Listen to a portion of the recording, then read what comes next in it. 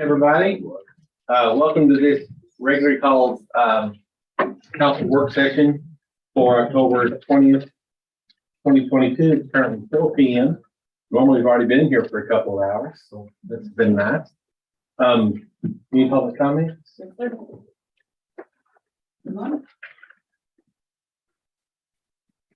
Susan Long? Yes, sir. One. It didn't fit anywhere else, so I put it there. Okay. Very quick.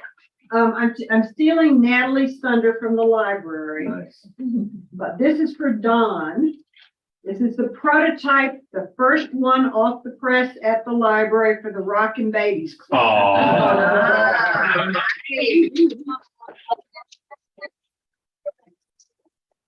You won't fit it. We'll destroy this. Are you going to the King Kings? Thank you very much. They call it a onesie. It looks small for a onesie to me, but let's hope it works. I hate to admit it, but he can't read yet. We're gonna be lost on. You can join the Rockin' Babies Club. Thank you, Tim. You're welcome. Okay, moving on to the first item is discuss maybe need any regular meeting agenda items for tonight. One thing that we talked about is on the consent agenda, item O. That's the multifamily that we had such a long discussion about a couple of weeks ago. So it's just on there for final approval, but if you guys remember, we put some stipulations regarding a traffic impact analysis and things like that. So, my suggestion is that we not pull it, just go ahead and go through the approval process or go through the voting process, vote up or down. And obviously, if anybody wants to pull it, we'll pull it for voting purposes. But if not, it goes ahead and gets approved, and then there'll be further discussion whenever the traffic impact analysis comes back. And you're gonna make that statement? Oh, well. Oh, well, we're supposed to, what I've heard is gonna be some folks from the neighborhood there tonight, maybe with signs and all kinds of good stuff, who knows? But we'll make that statement. We're gonna open up public comments for that. We're not gonna have a public hearing, but we're gonna reserve it for public comments, 3 minutes, anybody that wants to speak. But hopefully, with me saying something in the beginning, it will keep the number of folks down that speak. But either way, whoever speaks, we'll listen. Okay? Good point. Sound good? Anybody else have anything? Staff, is there anything that we need to discuss or? Yeah, Mayor, we'd like to highlight an item Who? on consent, Public Works. Say what? Item G. I'd like to bring some attention to that program. It's one that we've been trying to solidify for a little while now, and I believe that it's something that the forum really talked about, but we finally got everything, all the ducks in a row, the planets aligned, and we're gonna be partnering with the automotive tech program from Temple High School. We're gonna be getting some of their kids. Right now, there are about 12 students that are involved in that technical course. We might not be getting all 12 at our fleet services, but we're partnering with them so they can get some real world experience. We're hoping that that this is going to lead to, us having kind of like the minor leagues and have our AAA and AA team out there that we can, just keep a steady flow of technicians coming through the city that are homegrown and that we've been interviewing for a couple of years.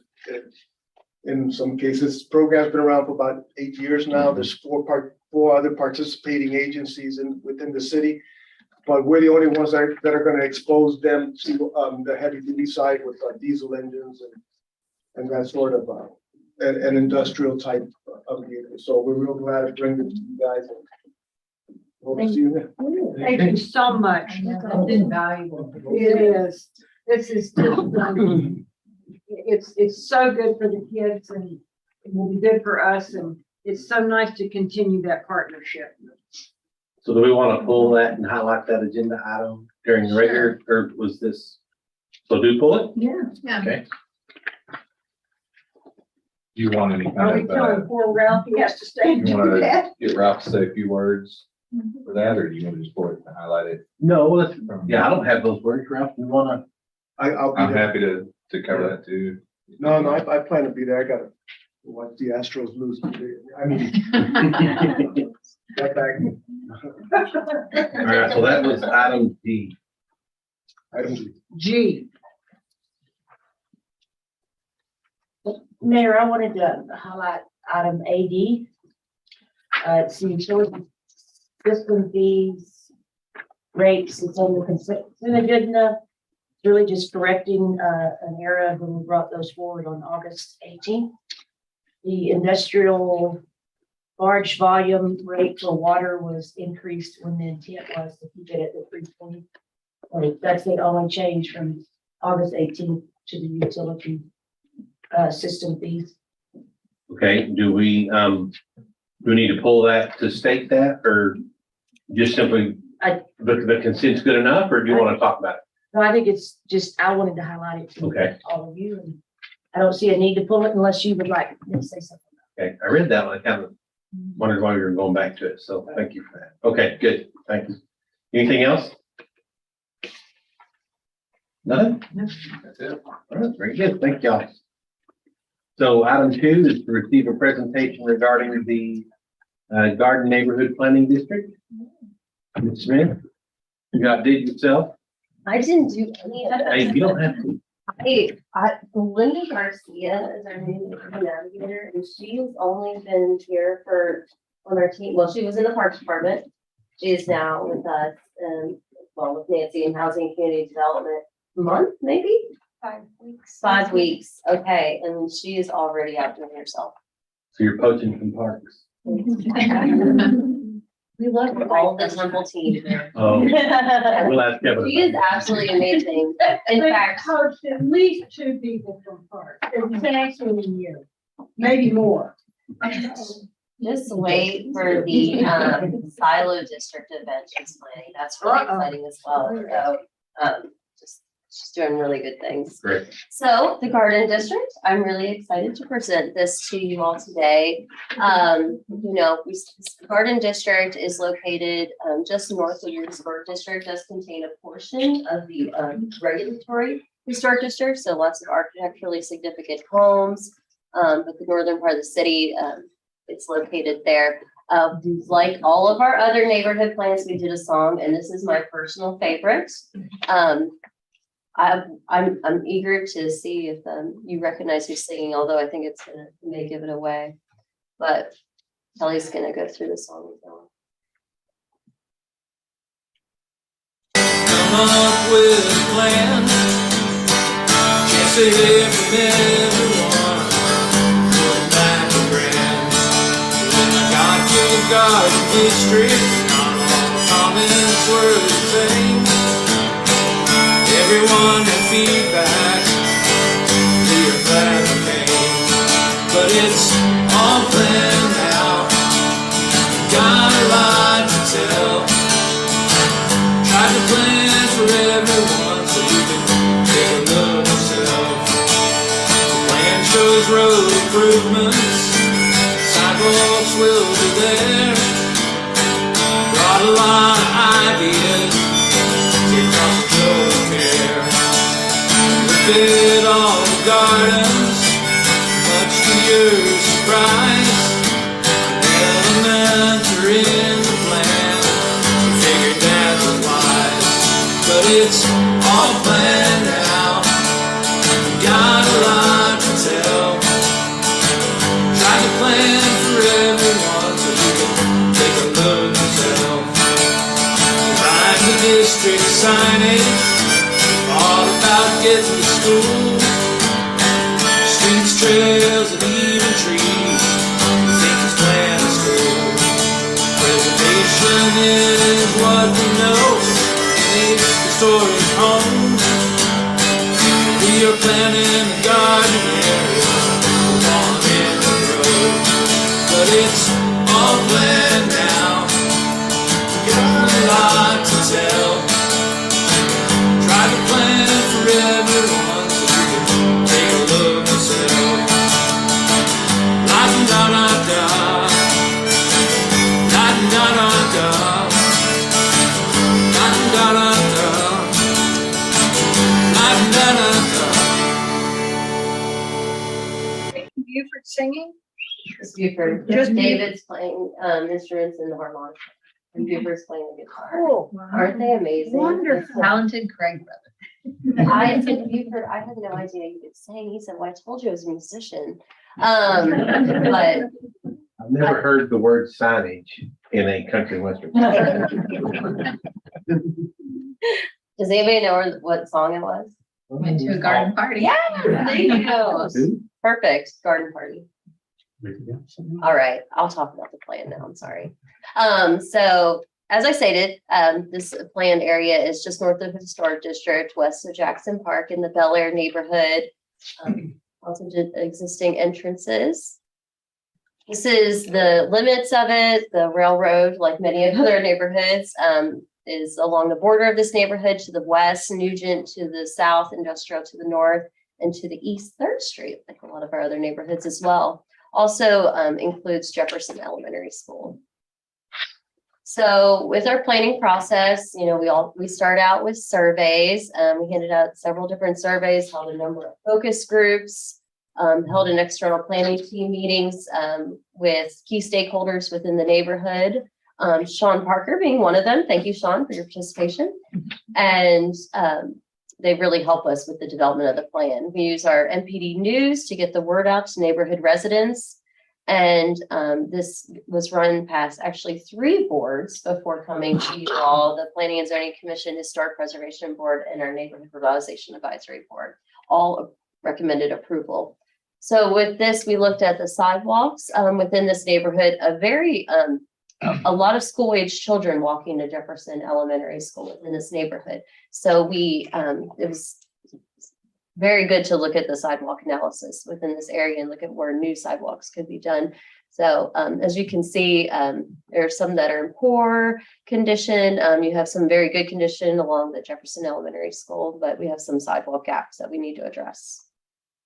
So we do look at the primary entry points within the neighborhood as they exist today. 15th Street is a major corridor within the Garden District. So majority of the residents enter from Industrial Nugent onto 15th, as well as from 3rd Street onto Walker and Nugent. Here is where we identify the different types of street sections that can be approved upon, with the major arterial being 3rd Street, and I'll go through some of those now. So as I stated, 3rd Street is major arterial. You see this is a similar recommendation that we have in our other neighborhood plans, where we have 4 lanes of travel, 5-foot sidewalks on either side with a large planting strip for safety purposes. The next one is a neighborhood collector, which the major corridor I mentioned earlier is 15th Street. I want to make sure that we enhance this since it's so heavily traveled by providing pedestrian access continuously through with the 5-foot sidewalk and 2 large travel lanes. Then we have several different pedestrian connectors, and the school being here was something that we really wanted to make sure that any school-age children and parents dropping off or picking up students, we identified signage for those pick-up and drop-off areas, and making sure that we have safe routes to school along these corridors, particularly leading to the school. The bicycle boulevard, similar to what we've identified I think in the historic district, is 7th Street. It's not a specific lane of travel for bicyclists, but they can, safely travel along this roadway on there. So 13th Street was this is an interesting intersection. I'm gonna go through this a little bit. So right now what you have is, let's see if this is probably the best one to show you. I apologize, it's a little blurry. So you have 15th Street coming up here. You cross in here at West Virginia that goes up to Walker. And then you also have 13th Street that goes all the way up here. So several different conflict points just within this small area that can really provide for a dangerous intersection. And we immediately identified this as an area that we needed to address, not only for vehicular traffic, but also pedestrian as well. So we looked at several different options as we wanted to address these conflict points here. The option 1 here would be making a nice, safe T intersection with safe crossings there at 15th in West Virginia. Then also having a Mayborn Drive for pedestrian access and vehicular access only right here. And then Walker, the area between Walker and Mayborn basically would be removed. And that would only be for pedestrian access only. Option 2 is very similar to option 1, except that Mayborn is unaffected. Under option 3, this is a little different. Mayborn would be used for pedestrian and emergency vehicle access. And then 13th Street would be for emergency access only. How would you block that off? If you're gonna make something only pedestrian or only for vehicular traffic? You just do it with signage? You could do a signage, you could do a curb, or you could even do a gate and have it fenced and then have the Bollards. bollards as well. So several different ways you could do that. But we actually didn't ultimately end up with any of these options. We felt like kind of taking away the vehicular access, even though we wanted it to be safe, would, and only having it up here would really reduce the flow within the area. So what we did was, as you can see, we removed the intersection up here at 13th 15th in West Virginia, and then as well as the road alignment up there, and realigned 13th Street to go that way. And we did not, like these other options, remove the road from going up on Walker. So this not only still allowed for that vehicular access, it reduced the number of conflict points at this dangerous intersection, but also provides for more parkland. This area is privately owned. It's not owned by the city. However, it is undeveloped. So we do have an opportunity to do this. I thought, sorry. Isn't that Cooks? Weren't they giving the city that land? That's what I heard. Okay. Well, there we go.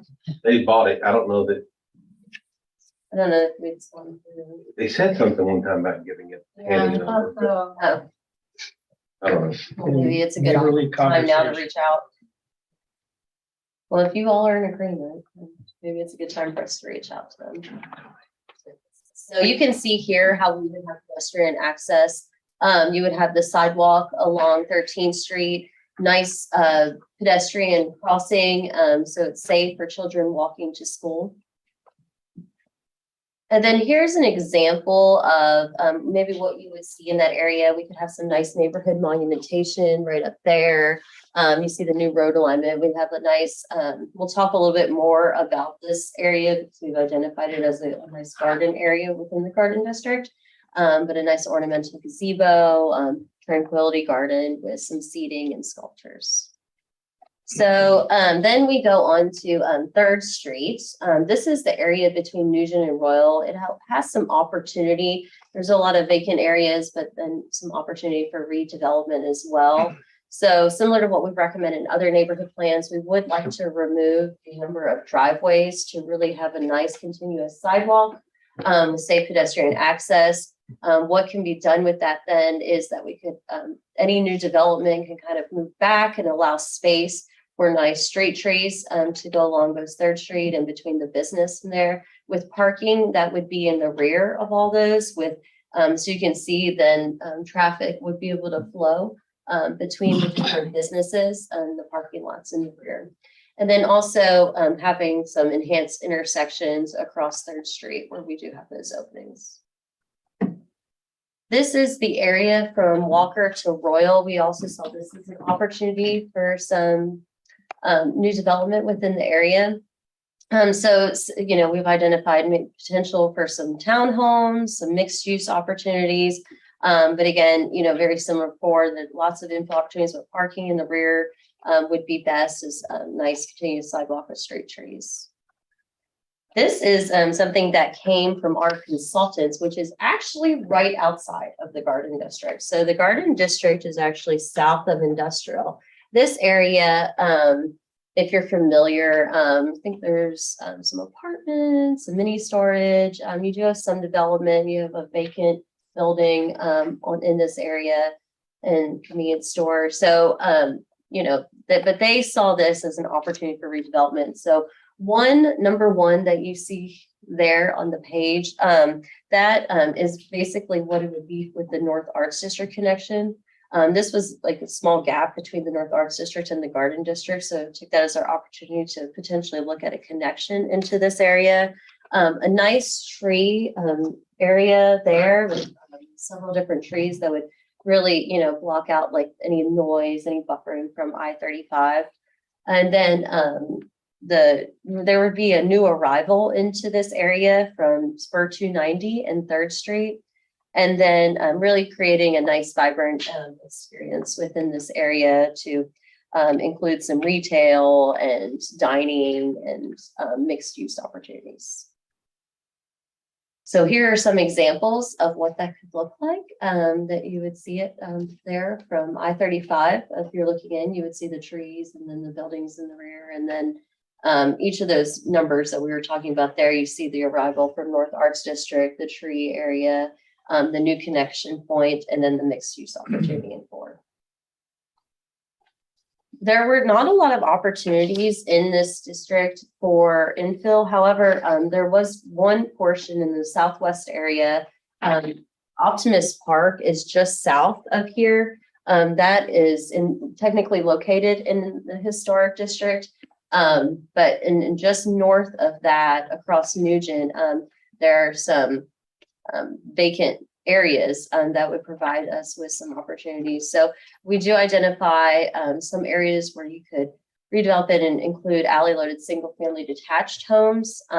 So they would really have parking in the rear, and so the homes would be oriented more to the front of the street with those parking in the rear, and then kind of your traditional single-family wide lots shown in the yellow. So it's the Garden District, and we didn't forget about that. And we really played on that. So we identified 3 different areas where we could really build on the gardens. So, we have Jefferson Park in this neighborhood. That was updated. So we didn't really do a lot of focus on that, but there, a lot of people kind of call it the secret park that's in there. It's Nettles Park. So we did identify some information on that. So the first one is the community flower garden. That's to the north up here. I think it's 15th is that long corridor there. And then it's between industrial and south of it. But basically right at the northern part of there. So we identified that area as a community flower garden opportunity, which is a large and diverse garden for residents to come together. So in that area, you would see some raised flower beds, a vegetable garden, diversity of plantings, herbs, vegetables, fruit trees, in different areas. For the Memorial Butterfly Garden, that's in the area of the 13th Street realignment that we were talking about. So in that area, you would see like a nice gazebo, native flowers. Maybe you would have that monumentation there, lighting, access sidewalks. And then 3 is Nettles Park. And so we identified a portion of Nettles Park that could include an English secret garden. Consider kind of a hidden gem in there. You would have some evergreen shade trees, gravel walkways, seating areas, other tranquil areas. So we'll look through those just a little bit. This is the community flower garden. These are some of the elements that you would see within that area.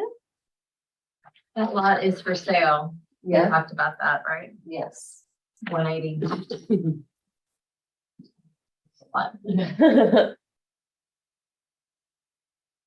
But a good opportunity for a garden in this area. So you can reach out.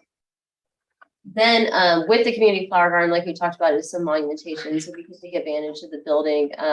Really what we'd like to see here is that have nice pedestrian access along 15th Street to have a walking route from the interior of the neighborhood leading up to this, gathering space for the residences, and also allow the residents to have some garden space. The Memorial Butterfly Garden is in that realignment area that we talked about. So really you would see that nice traditional gazebo in there. You have like a lush butterfly garden within that area, some seating and native plantings, as well as a gravel path.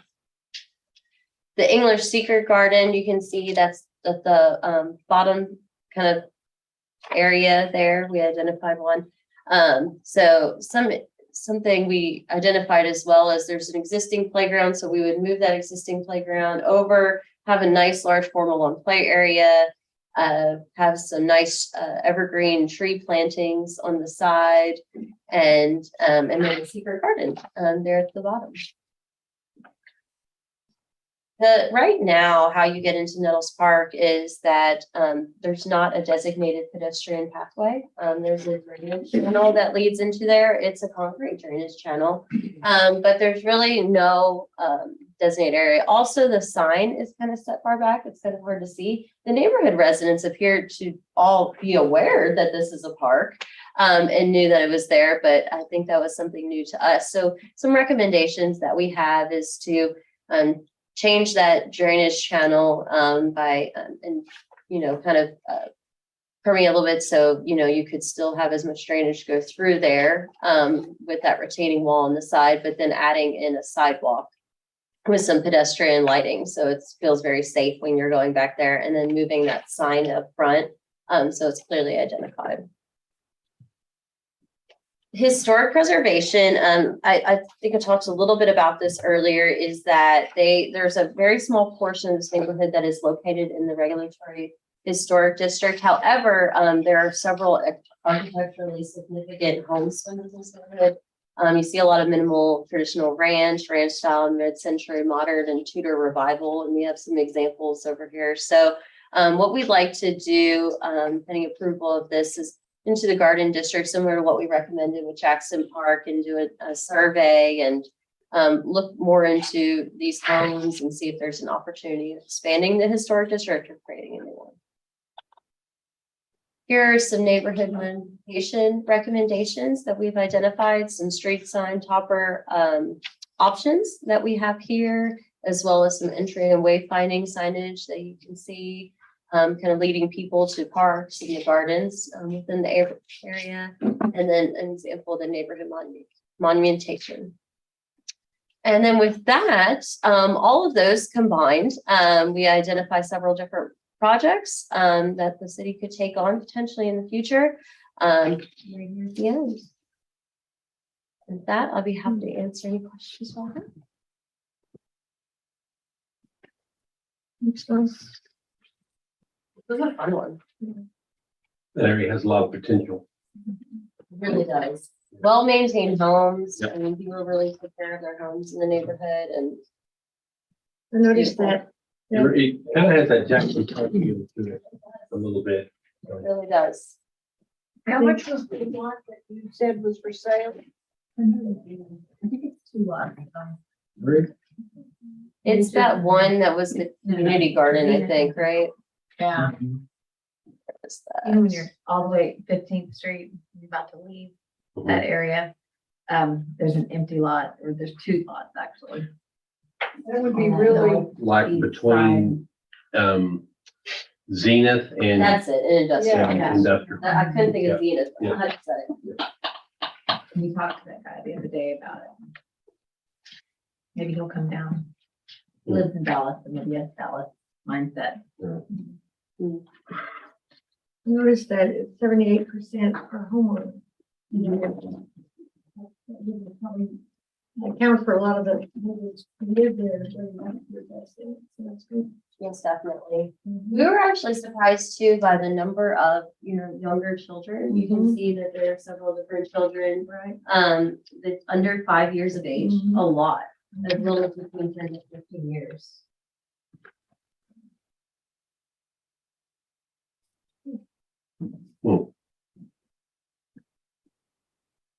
Good, Thank you all so much. thank you.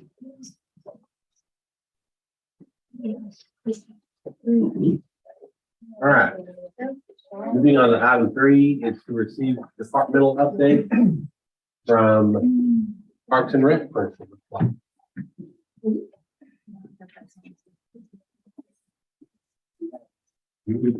Get over here, I saw the strategic location was over here, so. Yeah, that's good. Good afternoon, Mayor and Council. Thank you for the opportunity for us to come before you and give you a departmental report.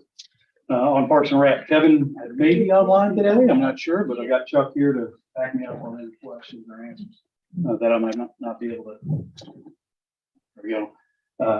To answer for you, but we'll go through every one of our divisions, tell you the past, the kind of the future, the windshield, any concerns we've got. But ultimately, what I'm going to focus on today is the good news. So those will be the things highlighted in pink on these. So in the rear view for golf, closed out the year with an 8.1% increase in total rounds at almost 36,000 rounds of golf this year.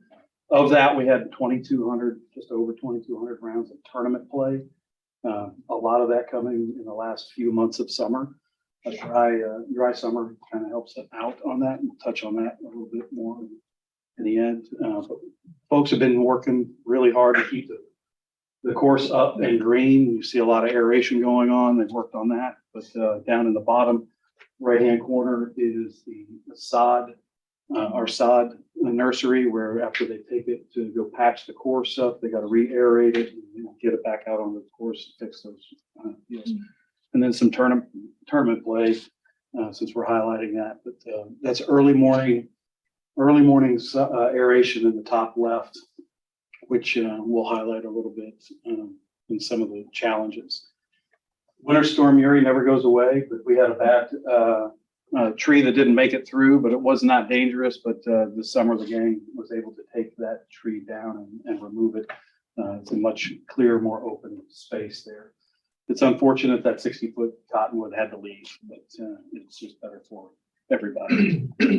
What's ahead for the golf course in the next few months through the end of December? Really and truly, this is the last of a 4-week period where there's been a lot of tournament play.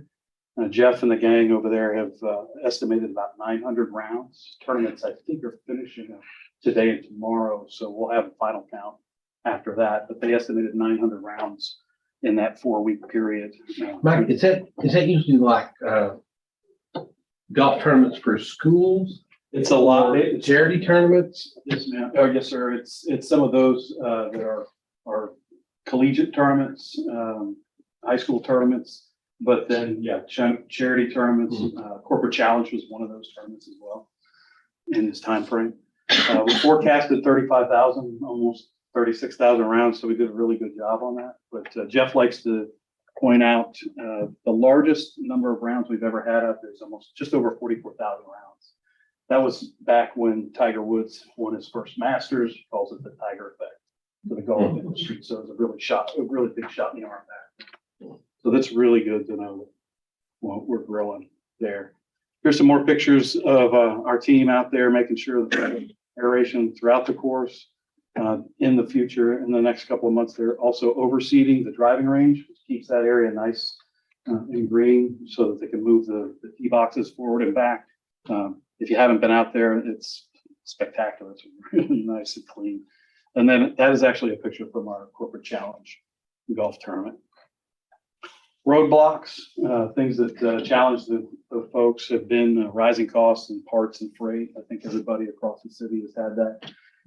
But the dry summer is one of those things that allows a lot of increase in play, which is a challenge because then we can't get on there to maintain it. And when we showed you the early morning picture of the guys aerating early in the morning, some days, like on Mondays, we'll start tee times later. So the maintenance team can get out on the course and get ahead of play before they get further along on the course. It's really a good concern, a good challenge, because they get creative with their maintenance and how they got to fit it in. Revenues, now this is only showing through the end of August when we were closing that out. At the end of August, our revenues overall were above last year's, which is really good. The weather days, I want to point out too, this year, fewer weather days. Last year, out of those 125 of those were actually bad weather, rain and weekends. This year, the 75, we had 21 weekend days. So comparatively, we did really well knowing that weekends were affected a little bit more percentage-wise and still brought in the revenue. Again, the good news, increased rounds, increased revenue. But when we talk about having that green course during that hot summer, the project that was completed last year was the pump house project. We took that water from the center of the lake and brought that in and irrigated the entire course. That's allowed us to keep the course really green throughout this dry period. It's been spectacular. We'll move on to that. You guys have questions on golf. But we're really proud of the golf course. Parks, we're going to do some of this. Here's where the good pictures come in. We'll start with some of this. In the past, we've got wildflower areas in 9 of our parks. And the team is going to put 2 wildflower areas, or put wildflower areas in 2 parks moving forward every year. But 9 of them have this. This one happens to be in Jones Park, where they converted some open space to put in a lot of pollinator plants and help things out. Which overall, we'd like to say we contributed to taking the monarchs off the endangered list. So it's true. Some people don't think so, but it's true. We've also partnered with the Lamar Middle School. The Parks team has put this outdoor classroom in out at Miller Park so that the school can come out and have class outdoors. It's a really nice location. And I think it's getting some action and some play. But when we partner with the school, we really like to highlight that. Jones Park, we've done some pavilion replacements. You can see the old structures, or new structures that hopefully will not deteriorate that way. We've done that also at Spanish Southwest, some before and after pictures.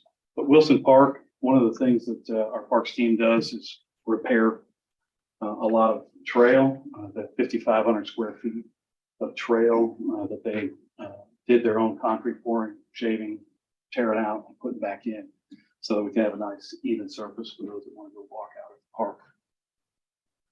Also like to highlight teamwork with other departments. This, I believe, was in the maybe in the 5th Street area deep, but it was actually brought to our attention from a citizen who said that there was some blind views, but since it was dry, we also teamed up with the fire department to help provide us some physical cover so that when folks were driving up, they would not come across a mower from behind, but also they were there to help us in case something's wrong.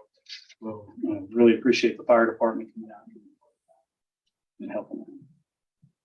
Winter Storm Uri is still one of those things that, because of our workforce being down, we're still trying to get through some of this. These are pictures of water billing office and their planter beds where we've refreshed those, made a nice new fresh area. Hopefully people will smile when they come pay their water bills.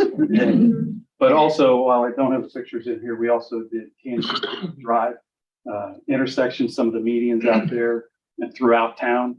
The parks team will be replacing plant life that has died during that and throughout as plants come available and as the season permits the planting. So it's really important that we do these things at the right time to make sure that what we install works out a lot better.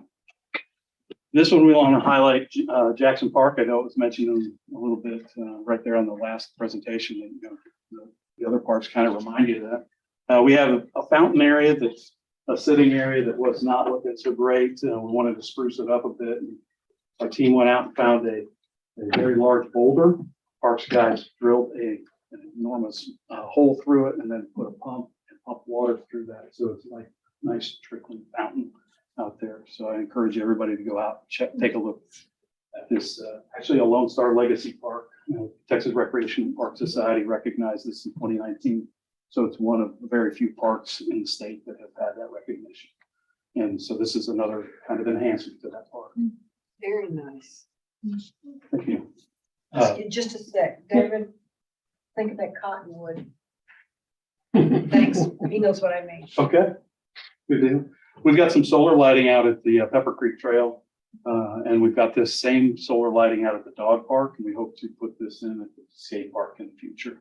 I think this is really good. It's really lit up well. So that's what's behind us, but what's in front of us really is some really major things. We're installing some new doors on restrooms in 3 of our parks. Christmas lights are coming up. But the MLK Festival grounds, we know that project is nearing its end. We know a lot of folks are excited about that. And that's what we're going to kind of be focusing on as we round out this year and get some training. I have a few pictures of this. A couple of these are during some of the construction and the installation of the sidewalks and the overall entryway. But we also have 7 different food truck type stations, hookups. And then we have major power for stage. And so we have 2 of those. The picture on the right-hand side, we have 2 of those things hooked up. So we're not electricians, so we got to get some additional training and some other things to put these guidelines in place so that we make sure when we rent it, it's a safe facility for everyone. Roadblocks concerns, vandalism generally is, we battle a lot in parks, unfortunately. Things get destroyed. We're dealing with the same kind of dry conditions that the golf course has and fertilizer and costs like that. But vandalism and destruction is something that they deal with every day and turn around. But they also come back around and fix it. So in several other places around town, and we know they'll contact the city manager's office, they contact us directly, they contact anybody, whoever will listen. And we try to jump on it as quickly as we can. The good news is we're under 30% vacancy for our parks maintenance team. That's great. We've had an influx of more qualified applicants, and that's really helped out. Not sure what our current percentage, but we're under 30%, which is great. Like to say that we had some rain back in August. We had a little bit of rain last week. We need more. So encourage, do your rain dance, help our parks get greener. Hope to see more of that soon. Moving on to the rec side, we've got the 2 divisions out of our hotel motel funds, and then the rec divisions kind of do the rear view stuff here. Really want to highlight Mayborn. From April through the end of September, they did 116 different events at the facility. 93 were last year, so it's a 25% increase. Those are generally, majority of those are weekend events. So they are packing it in. Their museum reached almost 20,000 visitors this year. That's more than 75,000 or 7,500 from last year. That is incredible. And that total number is not just the family day stuff, the people to the visitors, but also when we rent. So that's a total visitors to that place. We're really, really excited about that. Some of the pictures of that, some family day from September, but our parks crew also helped dress up Mayborn's plant beds up there. Aquatics, summer's come and gone, but we hired 126 folks to work our aquatics this year. We had 68 lifeguards. In the past, pre-pandemic, we were at 85. So we're getting closer. We're not quite back to our full pool opening procedures or operations. We're hoping that we can get that next year. But we do know folks are coming back and visiting because our admissions revenue was over $20,000 more than last year. So that's really good at all those. Athletics, 40 tournaments in that time frame. It's a lot of tournaments throughout the summer, and they do taper off in the August time frame. August, September, as they're going back. But we'll come back to that in the what's ahead. Some pictures from the pool as well as our tennis courts. One of the things we did want to highlight today too for you guys is we were challenged by the city manager's office to provide some heat relief back in July. Where can folks go to beat the heat, get out of the heat, whether it's indoors or at the pools? So we offered free admission to Clark and Walker pools and to the museum and served almost 4,500 people during that time. Just over 3 weeks. We're really excited that we were able to provide that relief to the citizens of Temple. Thank you for the opportunity to do that. Our other divisions included Zone After School. They had a full capacity at camp this summer, had 100 kids every session, but we served 124 unique folks. So if somebody was absent, we were able to fill in with somebody else. So we really served 124 people, but we did that over a 10-week period. So that's really a really good thing. After school program kicked back off. Sammons membership has increased. Last year they had 870 folks. This year over 1,000. Actually, they finished up at 1,025 memberships for FY22 years, so it's really good. Special events. Bloomin' wasn't back in full swing, so we called it a little bit of Bloomin'. We were really excited about the opportunity to use the Santa Fe Plaza in a way that it hadn't been used yet, and in a way that we know we can set the table for next year's event that uses the entire Santa Fe Market Trail, the plaza, and the festival grounds. The other thing that our special events team does is review those outdoor event applications. Last year, 195, we had a 32% increase, 258. That's essentially, an event a day, almost, it seems like, or almost an event every other day kind of thing. But that really tasks our special events team to make sure, and it's not just them, it affects some of the other departments in the review process. So we're looking at a way to streamline that. Rec Center, Summit Rec Center, we resurfaced the tennis courts, finally got that done at the end of the summer, but we also put in pickleball. So we have pickleball, which is taken off like gangbusters out there at Summit. But our tennis program and pickleball are really doing well there. And Wilson Park Rec Center, Miranda and the team, they took on the Youth Advisory Commission. Their next meeting is next month. So they've been really hard working with those folks. And then in August, they went to the Comic-Con event and did up the Camp Wilson and exposed our Parks and Rec department to almost 30,000 visitors, according to Comic-Con, that visited there for the children's play area. I do want to point out the Echelon bikes are here on the left-hand side. These are the bikes that are similar to Pelotons. So people get on there and have trainers, and these are getting really well received. We've only got a couple of them, and we're hoping to get more in the future. So we get those. What's ahead? 60 events at the Mayborn between now and December. 60 events, with 11 of those being multi-day events.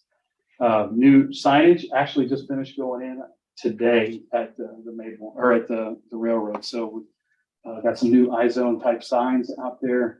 Interpretive, new branding, and all that kind of good stuff. Not just informational, but directional. So we worked with communications and marketing on some of that. At the time we wrote this, Dunkin' Doggies was ahead, but it's now passed. We had 355 attendees at Dunkin' Doggies, which was drool in the pool, and we renamed it several times. But this year we moved it to Lions Junction. We had 125 dogs. A lot bigger event and a lot bigger venue. Well received by everybody. On the athletic side, we've got a new league this fall, the Youth Volleyball League. It's typically a spring league, but our folks said, hey, why don't you try this in the fall? So the only ages that aren't, only divisions that didn't make are actually the school age divisions. So those that aren't playing competitive in schools are playing. We had 2 out of the 3 divisions make, which is great. We're also working with city managers' office on sports marketing strategy.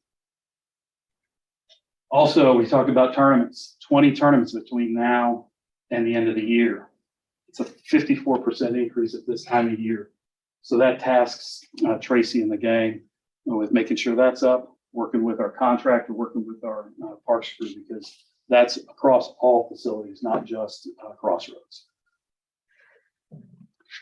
Looking ahead for these other divisions, I want to point out that I know we're doing some destination events stuff today and tomorrow with city manager's office. So that work's going to continue this fall. The parade is set for December. Theme, it's a groovy Christmas. It's a groovy Christmas.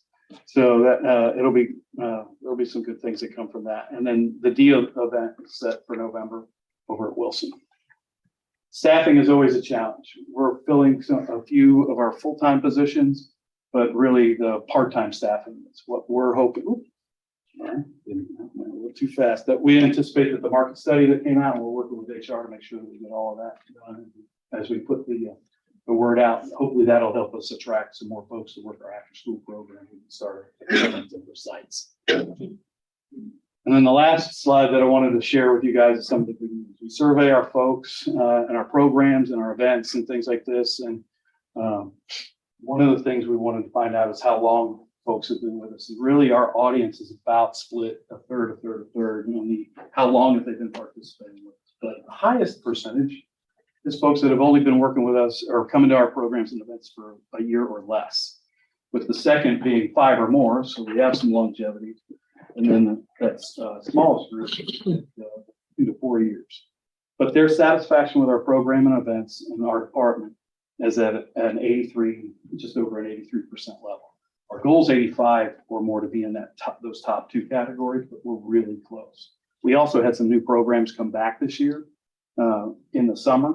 Our swim lessons, which had some things to get through, and then they made changes from the surveys that came in. So overall, our satisfaction levels are almost reaching those goals, which is really good.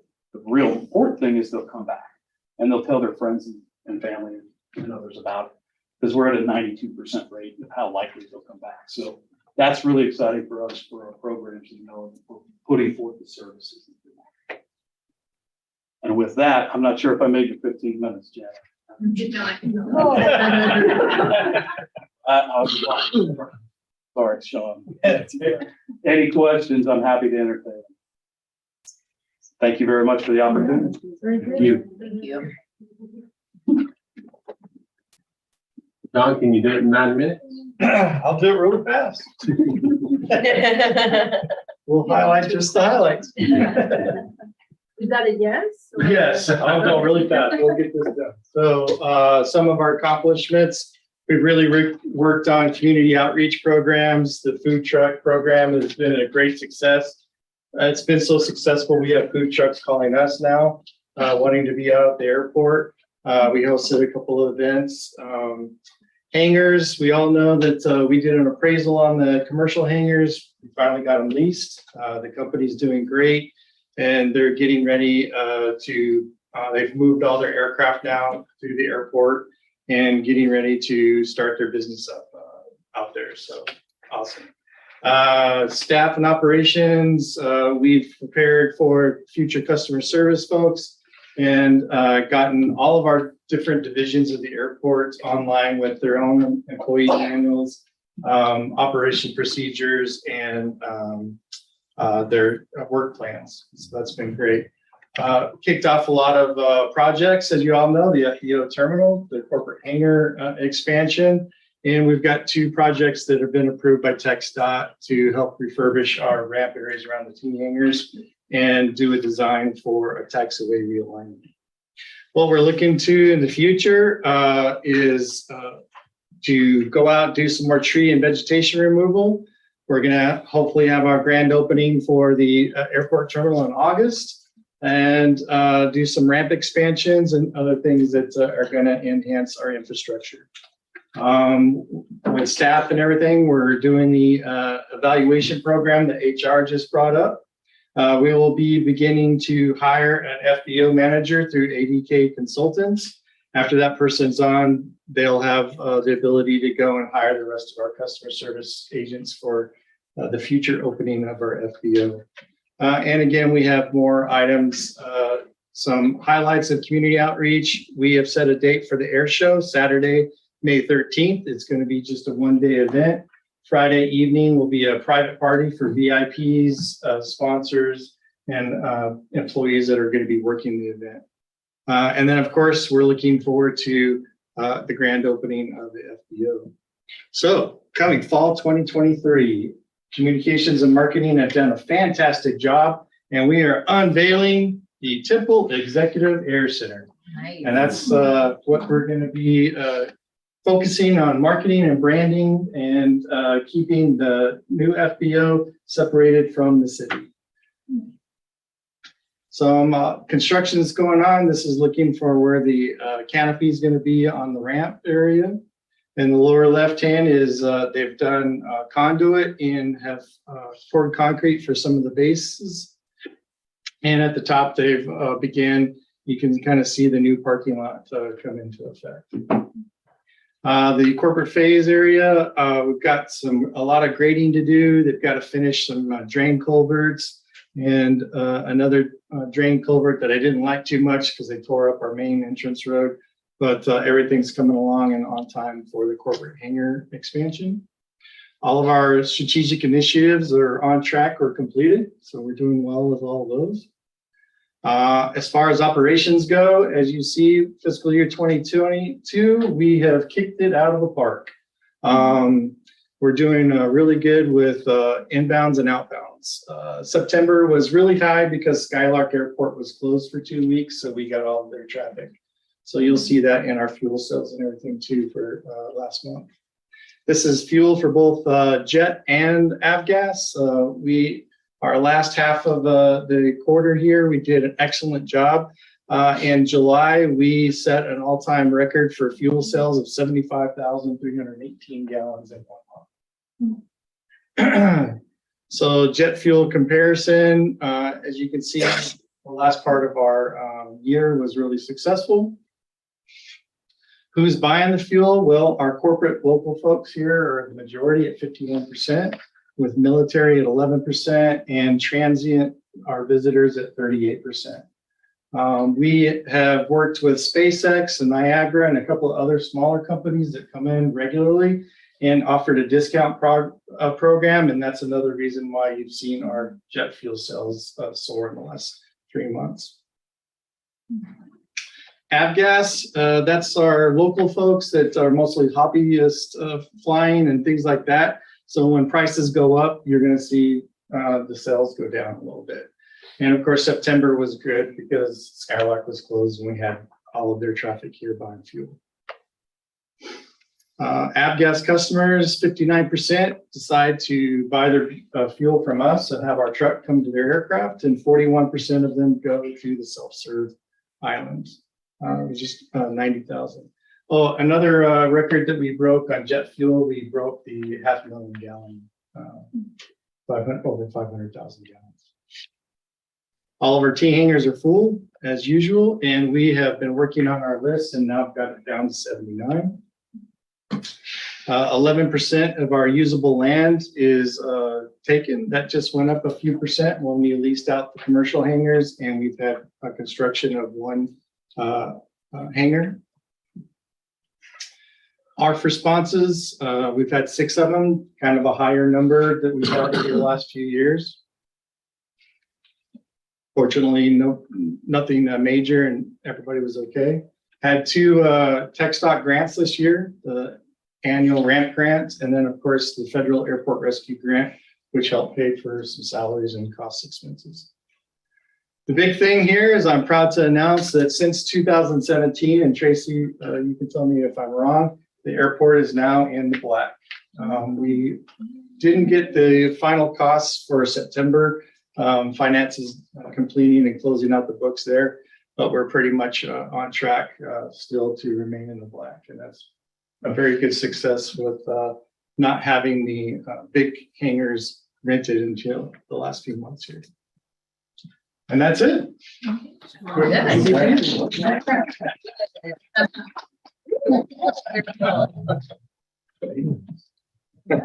good. Council, any questions for anybody before we head downstairs? All right, there being none,